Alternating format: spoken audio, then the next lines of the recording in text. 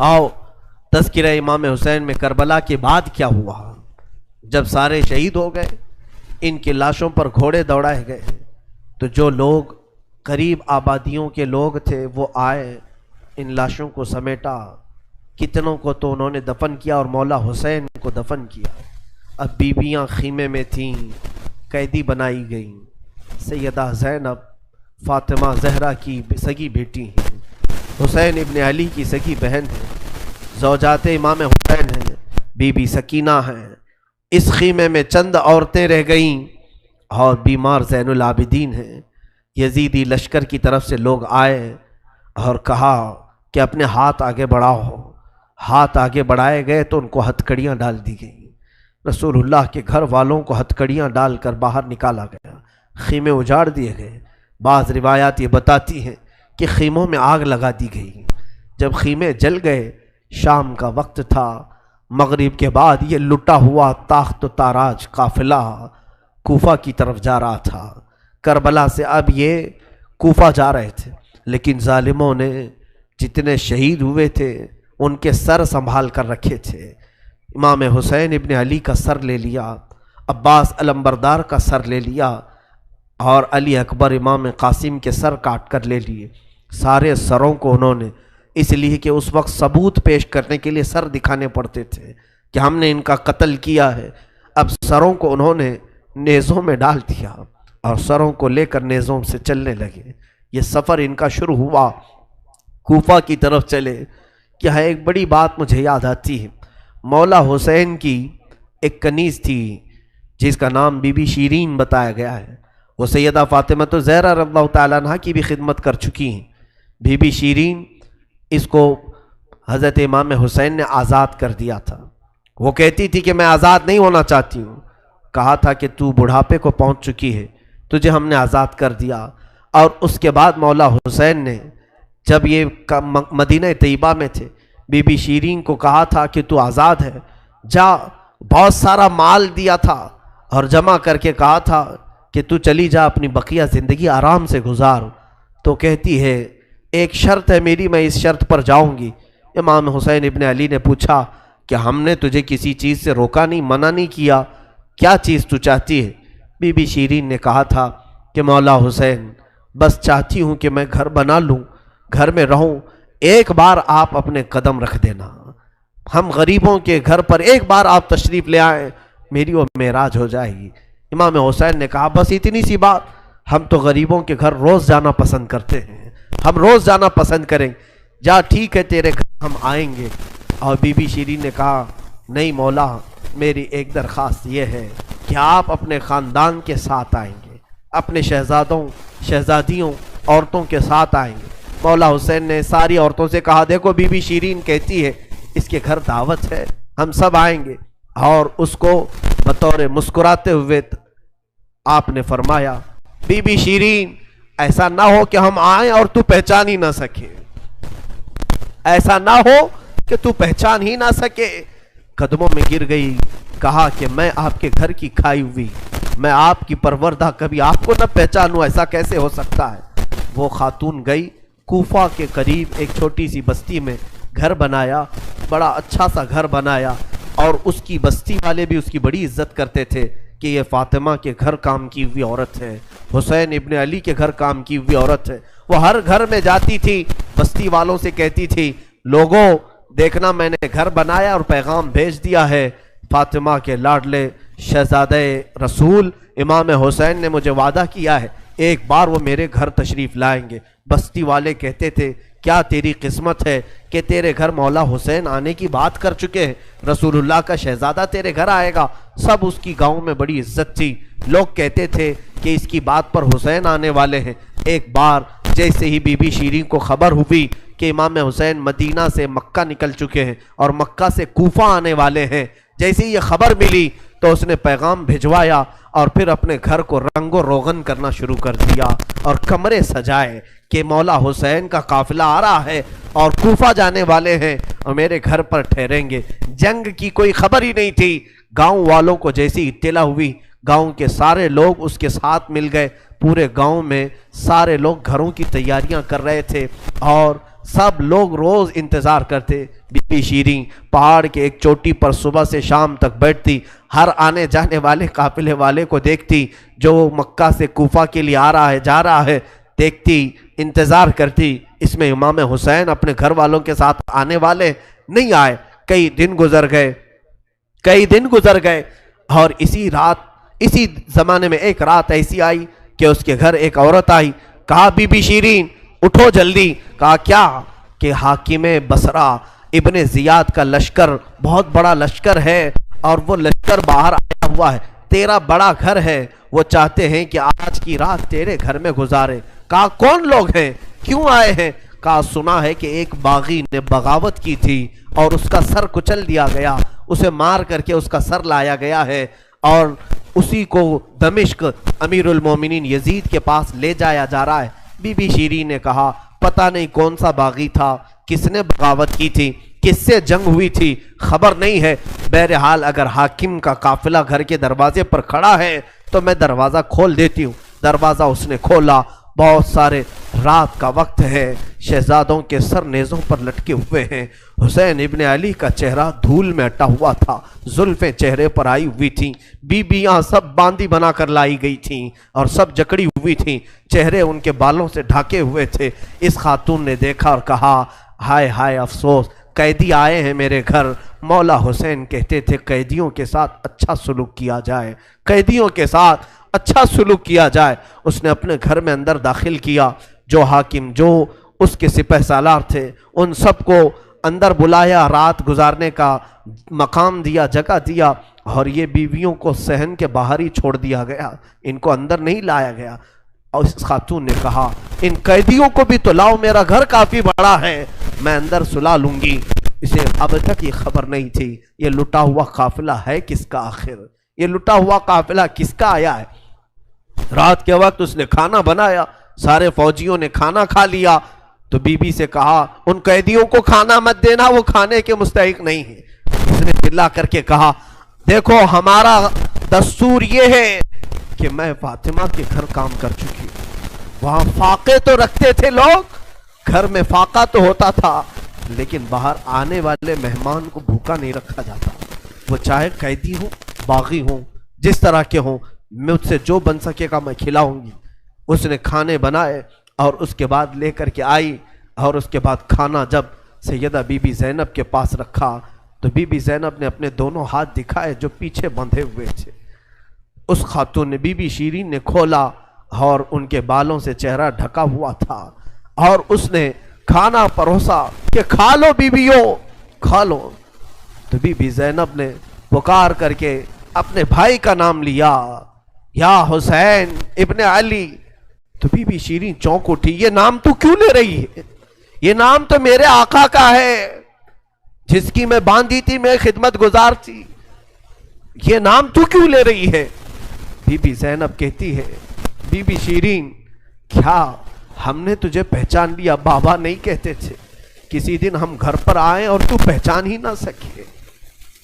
یہ جو اونچے نیزے پر سر دکھ رہا ہے یہ تیرے آقا مولا حسین کا سر ہے اور یہ علی اکبر کا سر ہے، یہ قاسم کا سر ہے. بی بی زینب پکارتی گئی. بی بی شیریں نے دیکھا اور پکار کر کے کہا مولا کیسی مہمان نوازی کا وقت تم نے دیا، کیا اس طرح بھی کوئی مہمان بنتا ہے کسی کے گھر؟ اور یہ کہتی ہوئی غش کھا کر گر پڑی. اس پر پانی ڈالا جاتا، وہ اٹھتی پھر غش کھا جاتی، بے ہوش ہو جاتی. سچ کہا تھا مولا حسین نے، اے بی بی شیریں ہم تو وعدہ کیے ہیں آ کر رہیں گے، کہیں ایسا نہ ہو کہ تو پہچان ہی نہ سکے. سچ کہا تھا مولا حسین، آپ اس حالت میں میرے گھر آئے کہ میں پہچان نہ سکی، کیونکہ وہم و گمان میں بھی نہیں تھا کہ فاطمہ کے لاڈلے کا کٹا ہوا سر کبھی گھر آ سکتا. وہ غش کھا کر کے گر گئی. روایات میں ہے صبح جب اٹھا لوگوں نے فوجیوں نے اٹھ کر کے دیکھا تو بی بی شیریں کا جسم ٹھنڈا پڑ چکا تھا، اس کی روح نکل چکی تھی. غم حسین میں لوگوں کی جانیں چلی گئی. یہاں آج دو آنسو ہمارے نکلتے ہیں تو لوگ ہمیں بولتے ہیں غم حسین میں لوگوں کی روح نکل گئی. جو اصلی محبت کرنے والے تھے وہ دنیا سے ہی رخصت ہو گئے. مولا حسین کی محبت کرنے والی بی بی شیریں دنیا میں نہیں رہی. کہا آخری جملے اس کے یہ تھے، گھر بڑی آن شان سے اس لیے بنایا تھا کہ ایک بار مولا قدم رکھیں گے. اب انہوں نے قدم رکھ دیا تو اب جینے میں کوئی مزہ نہیں ہے، اب میری زندگی کی تمنا پوری ہو گئی ہے. اس کے بعد یہ قافلہ نکلا، کوفہ کی طرف جا رہا تھا، ابن زیاد تک پہنچنا تھا. حاکم بصرہ، حاکم کوفہ عبید اللہ بن زیاد کے پاس یہ قافلہ جانے سے پہلے کئی منزلوں پر رکا. دوسری رات آئی تھی. دوسری رات ایک گرجا گھر کے پاس ان کا قیام ہوا. وہ ایک عیسائی کا گرجا تھا، وہاں پر قیام ہوا. عیسائی نے دیکھا کہ بہت سارے کٹے ہوئے سر آئے. اس نے بھی اپنے چرچ میں رکنے کی اجازت دی تھی. ہائے افسوس، عیسائی بھی رحم کھا رہے ہیں. کیسے وہ مسلمان تھے جو رسول اللہ کے گھر والوں پر رحم نہ کھا سکے. عیسائی نے وہاں پر رکنے کی اجازت دی. اس کے بعد کہا، رات کو اس نے کہا کہ یہ جو سروں پر، یہ جو نیزوں پر سر ہیں، کیا یہ ہمیں ایک رات کے لیے دو گے؟ لوگوں نے کہا لے لو لے لو، لیکن امانت کے ساتھ واپس کرنا کہ یہ ہمیں دمشق پہنچانا ہے. اس نے سر حسین کو لیا، دھول کو صاف کیا، اس لیے کہ اسے دور سے ہی اس چہرے میں کچھ چمک نظر آ رہی تھی. اس عیسائی راہب نے رات کے وقت دیکھا، ایک تخت پر رکھ کر کے سر حسین کا غور سے مطالعہ کرنے لگا اور اپنی پرانی کتابوں سے ملانے لگا. پرانی کتابیں پڑھتا تھا اور چہرہ دیکھتا تھا، بار بار دیکھتا تھا. پھر چیخ کر کے کہا، ہاں میں اپنے مقام کو پہنچ گیا، اس لیے کہ مقدس کتابوں میں لکھا ہوا ہے نبی کے آخری نبی کا نواسا ظلمن قتل کیا جائے گا اور اس راستے سے جائے گا، اور یہاں کی گرجا میں اگر رکے تو گرجا میں جو خدمت گزار ہے وہ اس کی خدمت کرے، مولا اسے جنت عطا کرے گا. وہ عیسائی راہب کہتا ہے وہ چہرے میں ساری علامتیں جو کتابوں میں لکھی یہی ہیں. وہ ایمان لے آیا، کلمہ طیبہ پڑھا، اسلام قبول کیا. رات میں اس کی دنیا بدل گئی. میرے عزیزو، اسی کو کہا جاتا ہے اسلام زندہ ہوتا ہے ہر کربلا کے بعد. حسین کے انتقال کے بعد بھی اسلام پھیل رہا، ایمان دوسروں کو بانٹ رہے ہیں. صبح تک اس گرجا میں رکے، پھر دن پورا گزارے اور شام کے وقت ٹھنڈے وقت میں کوچ کرنے کا ارادہ کیا. اور سر امام حسین جو ان لوگوں نے نیزے پر لیا تھا اس کو ایک جگہ گاڑ دیا، اور اس کے بعد اپنے پانی وغیرہ کے استعمال کے بعد قافلے کو کوچ کرنے کا حکم دیا. قافلہ آگے چلا، لیکن جو فوجی آتا سر حسین کو اٹھانے کے لیے نیزے پر، وہ تو ہلکا ہو چکا تھا لیکن وہ زمین میں ایسا گڑ چکا تھا کہ اٹھتا نہیں تھا، کسی سے ہل نہیں رہا تھا. بہت لوگوں نے کوشش کی. پھر آ کر کے انہی ظالم یزیدیوں نے بی بی زینب سے کہا، اے خاتون، یہ تمہارے بھائی کا سر زمین پر ایسا جمع ہوا ہے، ہٹتا نہیں ہے، آگے بڑھنا ہے ہمیں، یہ ہٹتا نہیں ہے. بی بی زینب نے غور سے دیکھا اور کہا، قافلے میں دیکھ لو سب ہیں یا نہیں، قافلے میں سب ہیں یا نہیں. دیکھا گیا تو بی بی سکینہ قافلے میں نہیں تھی، قافلے میں موجود نہیں تھی. بی بی زینب نے کہا، وہ میرا غیور بھائی ہے، اپنے خاندان والوں کو چھوڑ کر کہیں جاتا نہیں تھا، اپنی بچی کا غم ہوگا، آگے نہیں بڑھتا، تلاشو سکینہ کہاں ہے. لوگوں نے ڈھونڈنا شروع کیا. پہاڑ کی ایک چھوٹی سی چوٹی پر وہ بیٹھی ہیں اور ایک خاتون کی گود میں بیٹھی ہیں.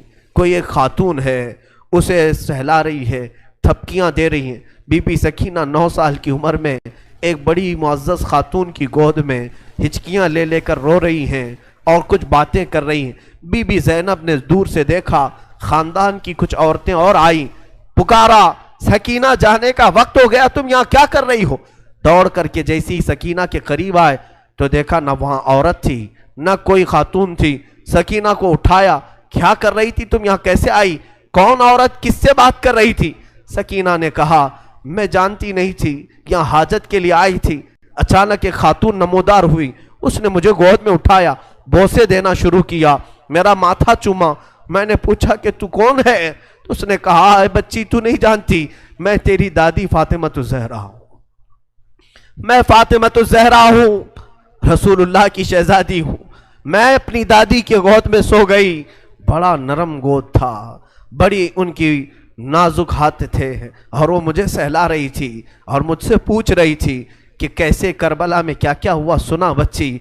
मैं अली असगर की शहादत दादी को सुना रही थी, अली अकबर कैसे कत्ल हुए दादी को सुना रही थी। उनके आंसू बहते थे और मेरे जिस्म पर गिरते थे और मैंने करबला की सारी दास्तान अम्मा फातिमा को सुना रही थी। सैयदा ज़ैनब की चीख निकल पड़ी कि माँ फातिमा अब भी बेकरार है।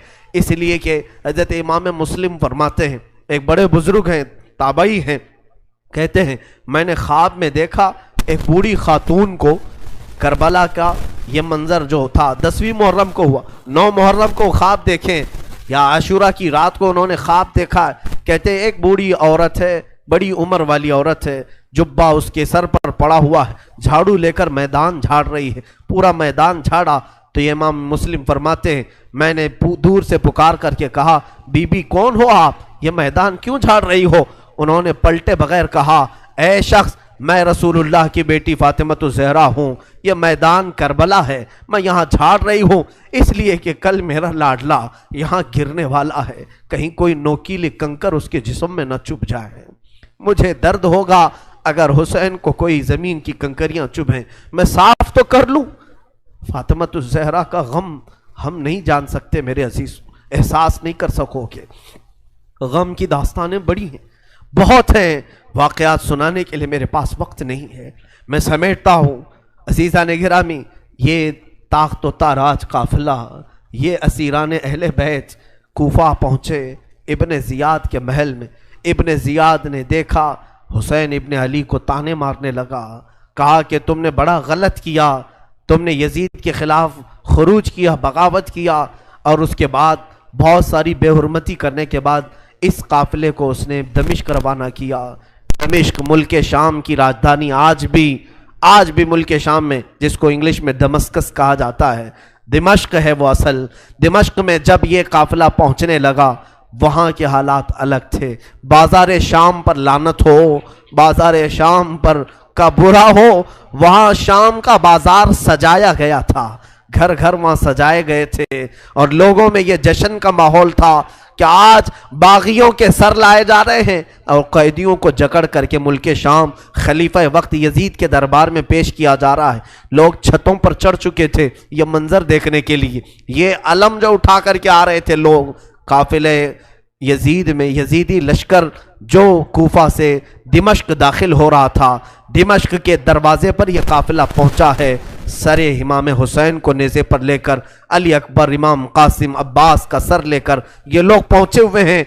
अभी मुल्क शाम के बाजार में देखा अचानक तबले बजना शुरू हो गए, ढोलों की आवाज़ें बुलंद हो गई, बाजे शुरू हो गए और बहुत ज़्यादा बांसुरियाँ बजने लगीं और इस जश्न के माहौल में इस काफिले को लाया जा रहा है। आगे लोग नाचते हुए जा रहे हैं, खेलते हुए जा रहे हैं कि फतेह मुबीन यजीद का अच्छा हो, जय जयकार लग रही थी। खानदान अहले बैत को कैदी बना करके लाया गया है। मेरे अजीज़ों, उस खानदान अहले बैत के साथ वहाँ जो मामलात हुए, कई लोग थे जो देखने के लिए दूर दूर से आए थे। एक सहाबी हैं, वो कहते हैं मैं तिजारत के लिए गया था तो मुझे खबर हुई कि आज अहले बैत का काफिला यहाँ आ रहा है, तो मैं दौड़ता हुआ पहुंचा और जैसे ही मैंने देखा, देख करके मैं जब्त ना कर सका, वो चेहरा आज नेज़े पर था जो कभी मेरे मुस्तफ़ा के कंधे पर हुआ करता था।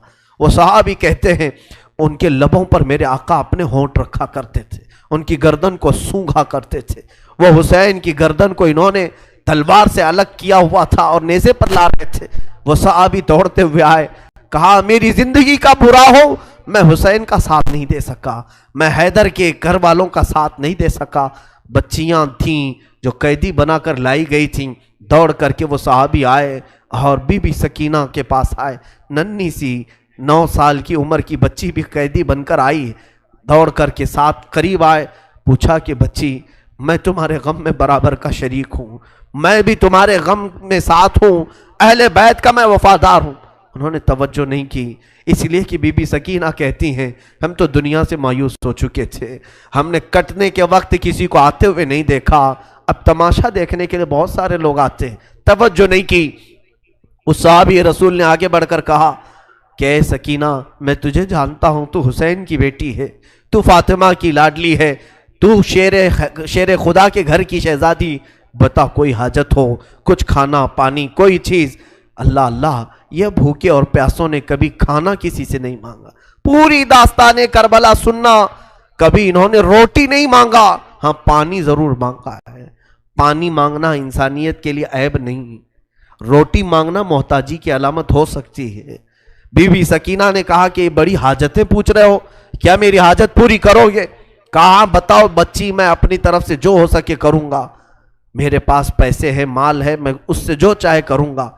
بی بی سکینہ نے صرف ایک درخواست کی کہ میرے نانا کے صحابی، بس اتنا کام کر لو کہ یہ جو اونچے نیزے پر میرے بابا کا سر ہے، حسین ابن علی کا، اس سر کو تھوڑا آگے بڑھا دو، یہ جو جلوس میں جا رہا ہے آگے بڑھا دو۔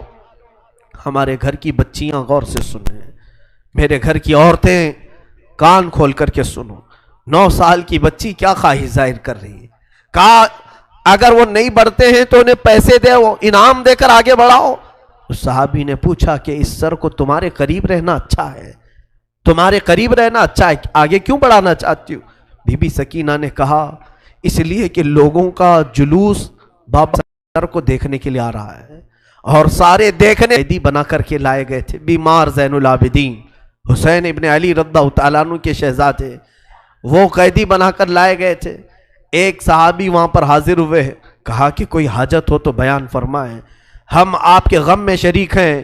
حضرت امام زین العابدین نے کوئی توجہ نہیں کی، یہاں تک کہ ایک سپاہی یزید کا ایسا تھا جو تھیلا بھر کر کے پتھر لے کر چل رہا تھا، تھیلا بھر کر پتھر لے کر چل رہا تھا، اور وہ باہر کھڑے ہوئے لوگوں میں پتھر بانٹتا تھا کہ کچھ پتھر تم لوگ برسا ہو۔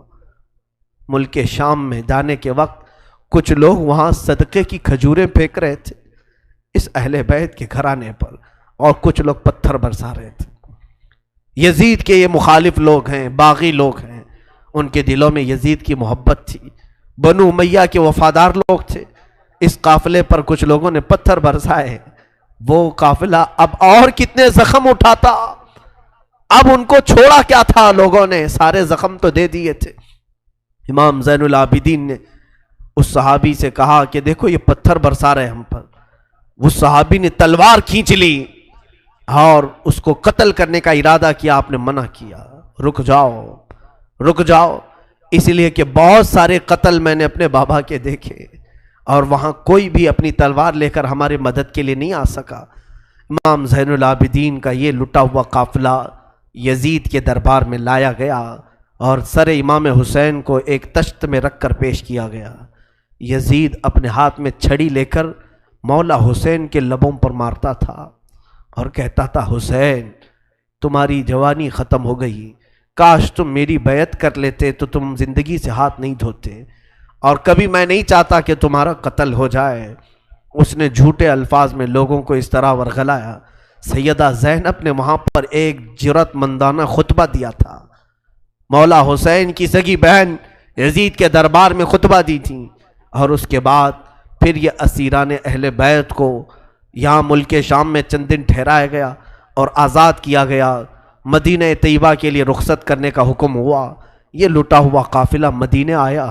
اللہ اللہ، مدینے کو جب یہ لوگ پہنچے، اہل مدینہ کہتے ہم کو وہ شہادت کی خبر پہلے سے مل گئی تھی، کربلا میں مولا حسین کا قتل ہو چکا ہے، خاندان اہل بیت کے ساتھ برا سلوک ہوا ہے۔ پورا مدینہ سرحد پر آ کر کھڑا ہو گیا تھا، مدینے کے باہر انتظار میں۔ وہاں ننھی سی سغرا بھی تھی، مولا حسین کے کچھ گھر والے بھی تھے، وہ انتظار میں تھے۔ جیسے ہی لوگ مدینہ طیبہ میں داخل ہونے لگے، بیویوں کو دیکھ کر مدینے والے چیخ پڑے، سارے مدینے والے زاروں قطار رونے لگے۔ سیدھا یہ قافلہ آیا بارگاہ رسول میں، مصطفیٰ صلی اللہ علیہ وسلم کی قبر انور کے پاس پہنچ گیا، اور پھر بی بی زینب وہاں کھڑے ہو کر شروع سے لے کر اخیر تک کی داستان میرے آقا کو سنانے لگی۔ یا رسول اللہ، آپ کا دوش پر سوار ہونے والا شہزادہ، آپ کا محبوب نظر حسین بڑے زخموں سے چور چور تھا۔ یا رسول اللہ، وہ کربلا میں لاشیں اٹھاتا رہا، پیاسا رہا، بھوکا رہا۔ مدینے کے لوگ کہتے ہیں پورا مدینہ صرف زندگی میں 2 مرتبہ سب سے زیادہ رویا ہے. ایک اس وقت جب میرے آقا کی وفات ہوئی تھی، دوسرا اس وقت جب اہل بیت کا قافلہ مدینے میں لٹ کر داخل ہوا تھا. سارے غموں سے نڈھال تھے، ہر کوئی پریشان حال تھا. بی بی صغرا ننھی سی تھی، 6 سال کی تھی. بار بار لپٹ کر کے بی بی زینب سے کہتی ہیں وہ ننھا بچہ کہاں ہے علی اصغر جس کے ساتھ میں کھیلتی تھی، وہ کہاں ہے، فلاں کہاں ہے. بچی کے دماغ میں جتنے یاد تھے سب کو پوچھا کرتی تھی. بی بی زینب کہتی ہیں ہر ایک کے جواب میں جب میں کہتی تھی وہ بھی انتقال کر گئے. بی بی صغرا پوچھتی تھی کیا کربلا میں موت سستے میں ملتی ہے؟ جہاں آپ لوگ گئے تھے موت بہت سستی ہے، اتنوں کو کیسے آپ نے موت کے گھاٹ اتار دیا؟ بی بی زینب کے پاس کوئی الفاظ نہیں تھے. امام زین العابدین کا زندگی بھر یہ حال تھا. اللہ اکبر. زین العابدین وہ تنہا شہزادے ہیں میرے مولا حسین کے جو پھر 95 ہجری تک باحیات رہے. امام حسین کی شہادت ہونے کے بعد 61 ہجری میں جو شہادت ہوئی اس کے بعد سے سن 95 ہجری تک آپ باحیات رہے، لیکن روتے روتے آنکھوں کا پانی سوکھ گیا تھا. لوگ کہتے ہیں امام زین العابدین کو ہم لوگ دیکھتے تھے، کبھی وہ روتے تھے تو دونوں آنکھوں سے خون نکل آتا تھا. لوگ پوچھتے کہ مولا زین العابدین سجاد آپ اتنا کیوں روتے ہیں؟ کہتے ہیں کیا تم میری ہنسی کی تمنا رکھتے ہو جس کے سامنے اس کے بھائیوں کو، اس کے گھر والوں کو، اس کے باپ کو کاٹا گیا ہے، اس کے گھر والوں کو کاٹا گیا ہے. امام زین العابدین کا حال یہ تھا کہ امام زین العابدین شہر میں جا رہے تھے اور قصاب گوشت بیچنے والا دکان میں بیٹھا ہے، گوشت بیچ رہا ہے. جیسے ہی وہ قریب آنے لگے اس نے جلدی سے گوشت کے اوپر چادر ڈال دی، گوشت چھپا دیا. لوگ جو گوشت خریدنے والے کھڑے تھے انہوں نے پوچھا کہ بندے تو کیوں گوشت چھپا رہا ہے؟ کہا زین العابدین آ رہے ہیں، وہ ابھی یہاں کھڑے ہوں گے اور گوشت دیکھ کر کے رونا شروع کر دیتے ہیں، گوشت دیکھ کر کے رونا شروع کرتے. کہا ایسا کیوں کرتے ہیں؟ کہتے ہیں جب بھی وہ میری دکان کے پاس یہ کچا گوشت دیکھتے ہیں تو کہتے ہیں کہ میرے بھائیوں کا گوشت ایسے ہی کٹا گیا تھا اور ادھیڑا گیا تھا. زندگی بھر وہ گوشت کی دکان کے پاس کھڑے ہوتے تو ان کی آنکھیں بہہ جاتی. اور اس کے بعد ایک روایت یہ بھی ملتی ہے کہ قربانی کے دن تھے، مولا زین العابدین ایک جگہ سے گزر رہے ہیں، ایک قصائی بکرے کو لٹایا ہے اور جلدی سے اس پر چھری چلائی جا رہی تھی. امام زین العابدین دور سے کھڑے ہو گئے، کہا اے قصائی تو نے بکرے کو لٹایا، پانی پلایا کہ نہیں پلایا؟ وہ کھڑا ہوا، کہا اے امام زین العابدین ہم مسلمان ہیں، جانوروں کو کاٹتے ہیں تو پہلے پانی پلا کے کاٹتے ہیں. امام زین العابدین نے کربلا کی طرف منہ کیا، کہا مولا حسین مسلمان جانوروں کو پانی پلا کے کاٹتے ہیں، جانوروں کو پانی پلا کے کاٹتے ہیں، مگر اہل بیت کے کسی شہزادے کو ایک گھونٹ بھی پانی نہیں پلایا گیا اور انہیں ویسی پیاسا شہید کیا گیا ہے، پیاسا کاٹا گیا ہے. امام زین العابدین کی پوری زندگی ایک ایک چیز کو دیکھتے تو رونے لگ جاتے تھے کہ کربلا میں یہ چیز نہیں تھی، یہ چیز نہیں تھی. ایک وقت ایسا بھی آیا، کوفہ کا گورنر ابن زیاد، یہ اب اس کے برے دن شروع ہو چکے تھے. میں پھر دوسری تقریر میں عرض کروں گا، زہر کی اذان انشاءاللہ تقریر کے بعد ہوگی. آج سارا مجمع یہاں پر ہے اور انشاءاللہ بغیر نماز پڑھے ہم تو یہاں سے جائیں گے نہیں. اور اذان لوگوں کو جمع کرنے کے لیے ہوتی ہے، جو آلریڈی جمع ہیں پھر انہیں کیا جمع کیا جائے. اذان تو ہم دیں گے انشاءاللہ، صبر کریں. یہ وقت شہادت کا ہے، یہ وقت کربلا کی یاد کا ہے. مولا حسین کے یہ شہزادے امام زین العابدین رضی اللہ تعالیٰ، زندگی بھر آپ کے حالات یہ تھے کہ کبھی کچا گوشت دیکھیں تو رو پڑے، کسی جانور کو ذبح ہوتے دیکھیں تو رو پڑے. ایک بار امیر کوفہ ابن زیاد، اب امیر مختار نام کا ایک شخص جو بدلہ لینے کے لیے بعد میں اٹھ کھڑا ہوا. بعد میں کوفہ میں ایک ایسا شخص ظاہر ہوا جس کا نام مختار ثقفی تھا.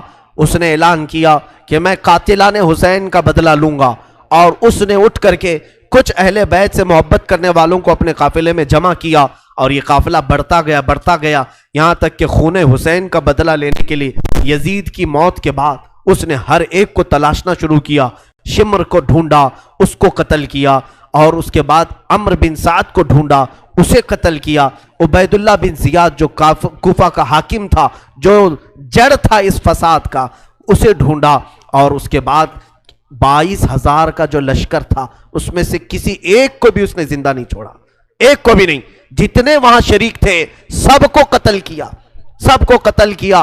اور 22,000 کو قتل کرنے کے بعد مختار ثقفی نے یہ اعلان کیا، ابھی میں نے حسین کی ایک انگلی کا بھی بدلہ نہیں لیا، میں حسین ابن علی کی ایک انگلی کا بھی بدلہ نہیں لیا. یزید خائب و خاسر ہو کر مر گیا. اور یزید کی سب سے بڑی ذلت تو یہ ہے، یزید کے بعد اس کا بیٹا معاویہ تخت پر بیٹھا. پہلے دن خلیفہ بنا کر اسے بٹھایا گیا، اس کے بعد 6 مہینے تک وہ گھر سے باہر ہی نہیں آیا. 6 مہینے کے بعد سیدھے لاش باہر آئی بیٹے کی. وہ 6 مہینے کبھی تخت پر نہیں بیٹھا یزید کے. لوگ کہتے تھے کہ معاویہ آپ یزید کے جانشین ہیں، وہ نیک شہزادہ تھا. دیکھیں اللہ کی مصلحت کیسی، صحابی کے پیٹ میں یزید پیدا ہوا، یزید کے پیٹ میں معاویہ، پھر اچھا شہزادہ پیدا ہوا، نیک تھا. اس نے کہا، لوگ جب کہتے تخت پر بیٹھ جائیے تو اس نے اس تخت کی طرف دیکھ کر کے تھوک دیا اور کہا اس تخت پر بیٹھوں جس پر شہزادہ رسول کا خون لگا ہوا ہے، اس تخت پر بیٹھوں جو تخت حسین ابن علی کے گھر والوں سے رنگا ہوا ہے. کبھی اس تخت پر نہیں بیٹھا. اس کی یزید کی سب سے بڑی ذلت تو اسی پہ ہے کہ اس کا خود کا بیٹا اس کے تخت پر تھوک دیا، نہیں بیٹھ سکا. لیکن حسین کا چرچا آج بھی ہے، حسین کے شہزادے گلی کوچوں میں ہر جگہ ہے. سادات کی خوشبو تم محسوس کرو گے آج بھی. حسین ابن علی کے یہ صاحبزادے زین العابدین جہاں پر رہ رہے تھے خیمے میں، تو ایک مرتبہ ایسا ہوا کہ ابن زیاد جان بچاتا ہوا بھاگتا ہوا نکل آیا، کیونکہ مختار ثقفی اس کے پیچھے لگ گیا تھا، اپنے سواریوں کو دوڑا دیا تھا اس کے پیچھے کہ عبید اللہ بن زیاد جہاں بھی ملے اسے پکڑ کر کے لاؤ، اسے پکڑ کر کے لاؤ. تو سب اس کے پیچھے لگ گئے. مختار ثقفی کے ڈر سے عبید اللہ بن زیاد جان بچاتا ہوا بھاگتا ہوا ایک خیمے میں آیا. وہ خیمہ کسی اور کا نہیں، امام زین العابدین کا تھا. وہاں پر پہنچ گیا. آپ قرآن پاک کی تلاوت میں مصروف تھے. مختار ثقفی کے ڈر سے آنے والا یہ عبید اللہ بن زیاد ہانپ رہا تھا، کانپ رہا تھا. امام زین العابدین نے سر اٹھا کر کے دیکھا، کیا بات ہے؟ کہا پیاس کی شدت ہے، اگر تمہارے پاس پانی ہو تو پلاؤ. امام زین العابدین نے فوراً کھٹوری بھری اور پانی دیا. اس نے پانی پیا اور پھر کہا اور پانی ملے گا. انہوں نے اور ایک کھٹوری بھری اور پھر پانی پلایا. اس نے پیا، 3 کھٹوریاں پانی پیا. عبید اللہ بن زیاد یہ سوچنے لگا شاید امام زین العابدین نے مجھے پہچانا نہیں ہوگا. اس نے کہا آپ مجھے نہیں پہچانے ہوں گے شاید. آپ نے چہرہ اٹھایا تو آنکھوں میں خون تھا، آنکھوں میں خون تھا. کہا اے ظالم، تجھے نہیں پہچانوں گا؟ تیری وجہ سے میرا پورا گھرانہ لٹ گیا، میرا پورا خاندان تو نے تباہ کیا، بھوکا اور پیاسا کربلا میں تڑپایا، تجھے نہیں پہچانوں گا؟ تو عبید اللہ بن زیاد بدبخت نہیں ہے؟ تو اس نے کہا جب آپ نے پہچانا تو پانی پلا رہے ہو. امام زین العابدین نے کہا جو تو نے ہمارے ساتھ سلوک کیا وہ تیری فطرت تھی، اور ہم نے جو سلوک کیا ہے یہ اہل بیت کی فطرت ہے، یہ اہل بیت کی شان ہے. ظالموں کے ساتھ بھی پانی پلانے کا سلوک.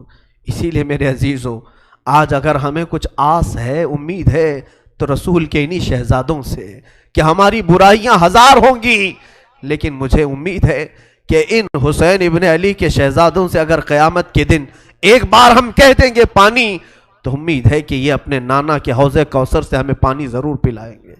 تذکرہ کرو حسین کا، تذکرہ کرو اہل بیت کا اور علی کے شہزادوں کا. یقیناً حوض کوثر پر انہی کا قبضہ ہے. میرے آقا صلی اللہ تعالیٰ علیہ وسلم اپنے ہاتھ سے جسے چاہیں گے پانی پلائیں گے.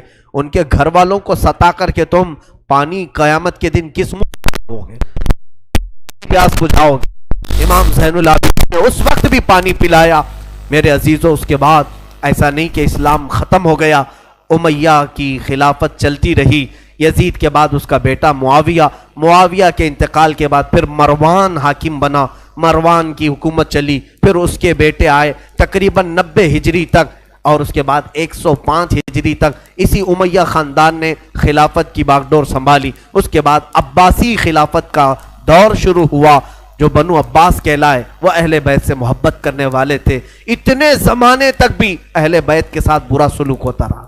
امیہ کے پورے جتنے خلفاء آئے انہوں نے اہل بیت کے ساتھ کوئی اچھا سلوک نہیں کیا. امام باقر کے ساتھ، امام جعفر صادق کے ساتھ، امام موسیٰ کاظم کو 12 سال تک قید میں رکھا گیا تھا. ان کو زہر پلایا گیا تھا، کوڑے مارے گئے تھے. یہ اماموں کے ساتھ برا سلوک تقریباً 100 سال تک چلتا رہا. اور ایسا نہیں، رسول کا گھرانہ آج بھی لٹانے پر قربان ہے. آج بھی اگر کوئی بات آ جائے تو دیکھنا رسول اللہ کی جو اصلی آل ہوں گے، اصلی اولاد ہوں گے، وہ قیادت کے لیے آگے بڑھیں گے اور اپنا سر بھی پیش کریں گے.